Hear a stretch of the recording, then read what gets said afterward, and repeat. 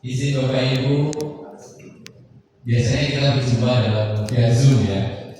Sudah hampir setahun lebih ya sebenarnya saya bijak. Nah, jadi negara tanpa pantun kurang bijak. Ya, biasanya kita kalau Zoom masih pantun ya. Nanti mohon cakepnya Bapak Ibu ya. Siang-siang enaknya makan rujak. Minum es teh pakai gula batu. Senangnya hati ketemu di Jaga Bijak. Semoga Bapak Ibu sehat selalu. Ini sisa-sisa terakhir nih. Dari pagi, sore, kira-kira dan terima kasih masih diberikan waktu Jatinegara untuk bisa berbagi pengetahuan tentang perpajakan. Dan Bapak Ibu, alhamdulillah KPPN terima kasih sudah mempertemukan kita semua di hari ini. Biasanya online, dan sekarang kita bisa ketemu dengan offline. Terus semangat Bapak Ibu ya, semangat. Karena memang tadi sampaikan Gusnya, pemajaran etika dan budaya Bapak Ibu ini adalah hajatan nasional, hajatan nasional bagi kita semua, apalagi kita semua berkumpul di dalam satu pilar, instansi lembaga asosiasi lain yang memang berkepentingan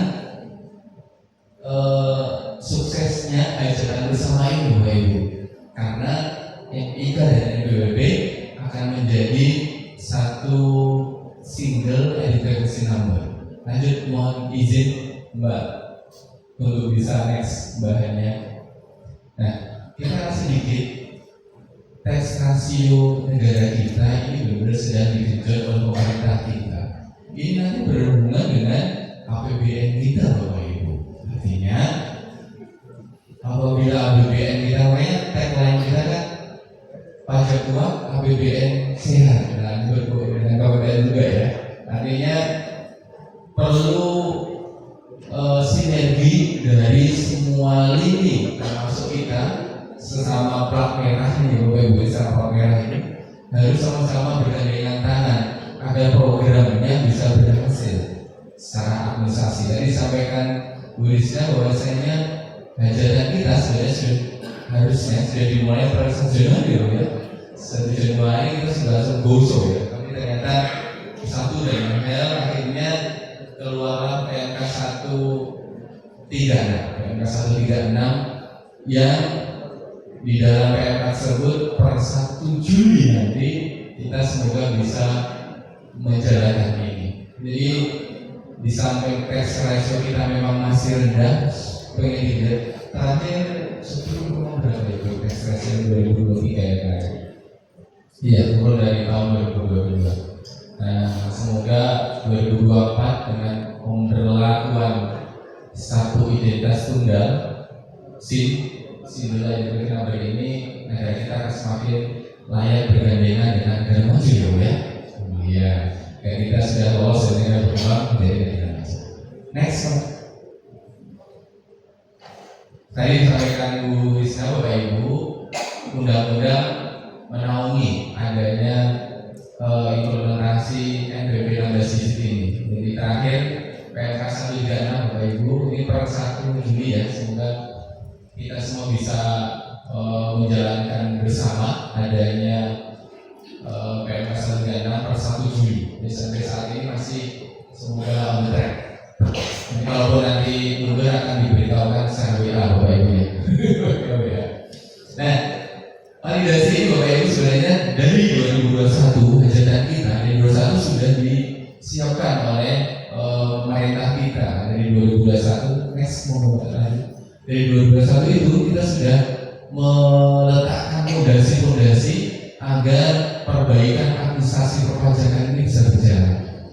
Jadi dari 2021 itu sudah dirilis karena datanya begitu besar Bapak Ibu, begitu besar NIK dan NPWP ini, maka dua instansi yang mendahului atau pionirnya itu dari Kementerian Dalam Negeri dalam hal ini di Direktorat Jenderal Kependudukan dan Catatan Sipil dan juga Kementerian Keuangan dalam hal ini Direktorat Jenderal Pajak itu disiapkan untuk membangun fondasi ini agar data NIK dan NPWP kita itu bisa seiring sejalan.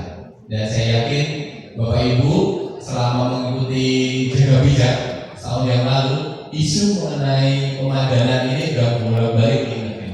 Dan saya yakin Bapak Ibu semua yang ada di sini sudah ada ya NPWP NIK-nya ya.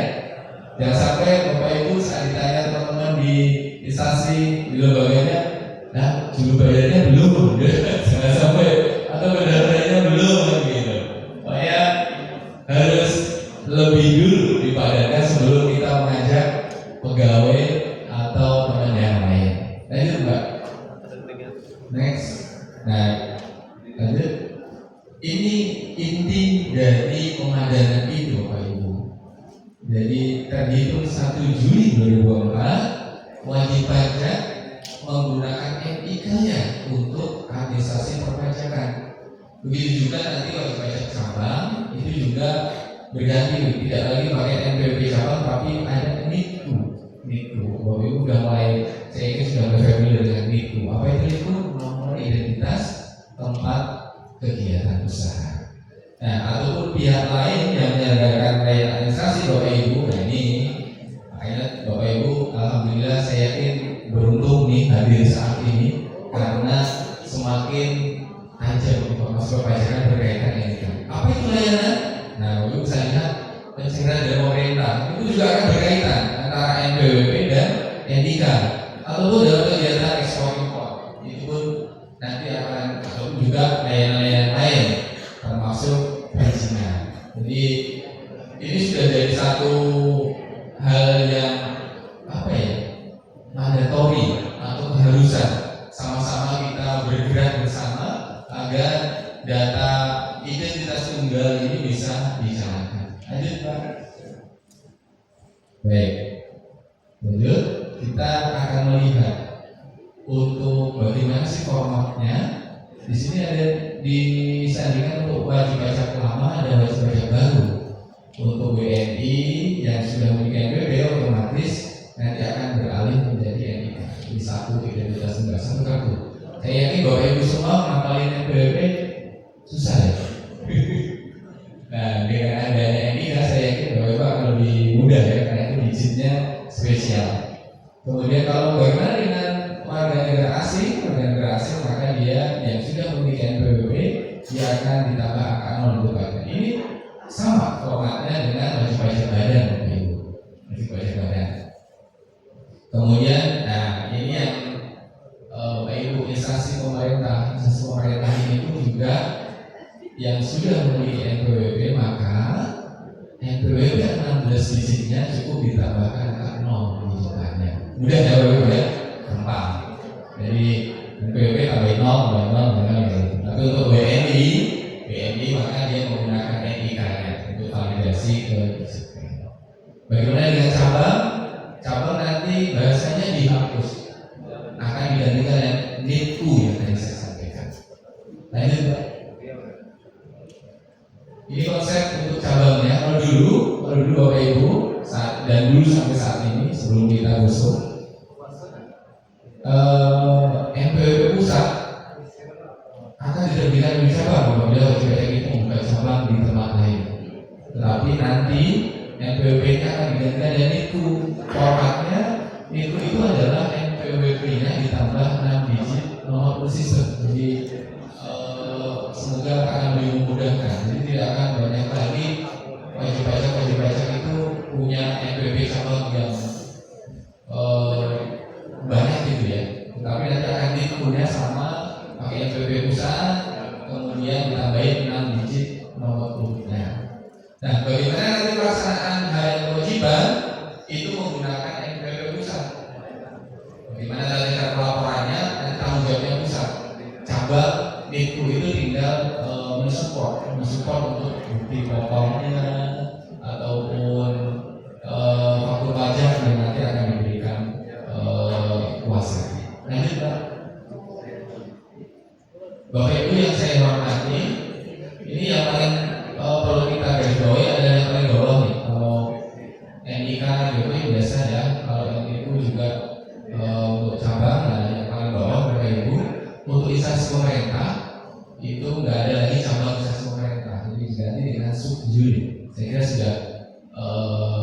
sudah familiar ya, karena ini terkait PMK 5859 subjuri yang pelaksanaan di bawah instansi pemerintah bisa didaftarkan untuk membantu instansi pemerintahnya melaksanakan kewajiban perpajakan.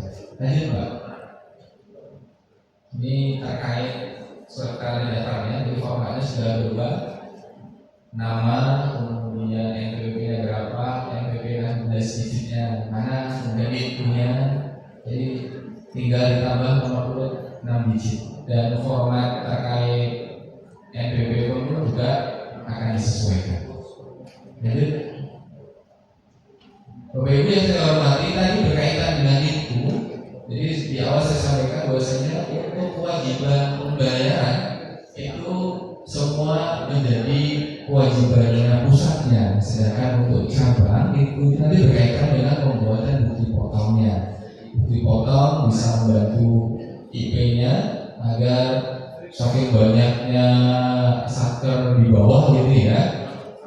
Kalau semua diberikan kepada IP, kayaknya kewalahan. Bisa nanti diberikan subunit, namanya subunit yang merupakan itu sehingga bisa membantu pelaksanaan kewajiban perpajakan instansi pemerintah.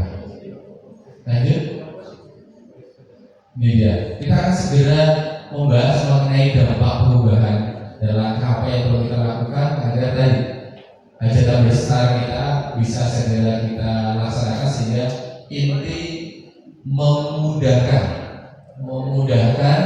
dan menyederhanakan proses administrasi sehingga tidak ada lagi administrasi ribet atau identitasnya banyak. Nah, untuk dampak dan apa yang dilakukan akan disampaikan rekan saya Mas Dia. Mohon Mas Dia. Terima kasih Pak Edi. Izin Bapak Ibu meneruskan. Jadi dampak terkait dengan NIK dan NPWP ini, nah ini bagi Bapak dan Ibu yang di instansi atau satuan kerjanya ini ada pegawai negeri sipil, ada P3K ataupun ada PPNPM. Nah ini monggo bagi karyawan-karyawan tersebut untuk dapat dimutakhirkan. Karena apa? Karena nanti akan berdampak pada administrasi yang Bapak dan Ibu akan lakukan, terutama di penggajian. Mungkin bisa next. Nah, jadi terdampaknya ini apa nih Mas ya? Nah, jadi ada yang tadi seperti saya sampaikan adalah di penggajian terutama Bapak dan Ibu. Nah, terus apa aja nih yang harus kita sesuaikan? Pertama Bapak dan Ibu, ini Bapak dan Ibu harus melakukan asesmen nih terhadap tadi bagi karyawan-karyawan atau pegawai-pegawai yang belum melakukan validasi NIK dan NPWP-nya. Lalu menyesuaikan juga dengan data Bapak dan Ibu. Kan biasanya Bapak dan Ibu memiliki data nih, baik itu pegawainya, data keluarganya, histori penggajiannya dan histori pangkat atau mungkin jabatan mungkin ya. Itu nanti Bapak Ibu perlu menyesuaikan. Lalu yang ketiga adalah Bapak dan Ibu melakukan pemadanan nih. Jadi Bapak dan Ibu bisa melakukan pengecekan nih kepada para pegawainya di satuan kerjanya apakah NIK-nya ini sudah valid atau tidak. Terus yang keempat tadi mendorong Bapak dan Ibu untuk melakukan pemukairan di DJP online. Jadi pemukairan itu tidak harus di kantor pajak ya Bapak dan Ibu. Jadi bisa dilakukan secara online dan bisa dilakukan di KPP terdekat lokasinya, baik misalnya di satuan kerja Bapak dan Ibu ataupun misalnya di lingkungan tempat tinggal wajib pajak atau karyawannya. Jadi tidak harus datang ke kantor pajaknya tertentu itu enggak. Jadi bisa disesuaikan mana yang terdekat.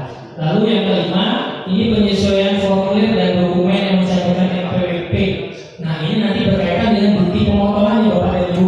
Jadi kan kewajiban Bapak dan Ibu setelah memotong PPh-nya, menyetorkan lalu membuatkan bukti potong. Nah nantinya bukti potong ini kan akan dijadikan dasar pelaporan SPT tahunan orang pribadi masing-masing pegawai atau karyawannya. Nah itu nanti implikasinya ke situ. Terus penyesuaian regulasi dan juga kemudian proses bisnis ya Bapak dan Ibu. Mungkin bisa next. Nah ini yang tadi saya sampaikan dampaknya apa sih Mas Dian terkait dengan validasi ini dan IPB ini. Nah ini ada beberapa poin ya, perizinan,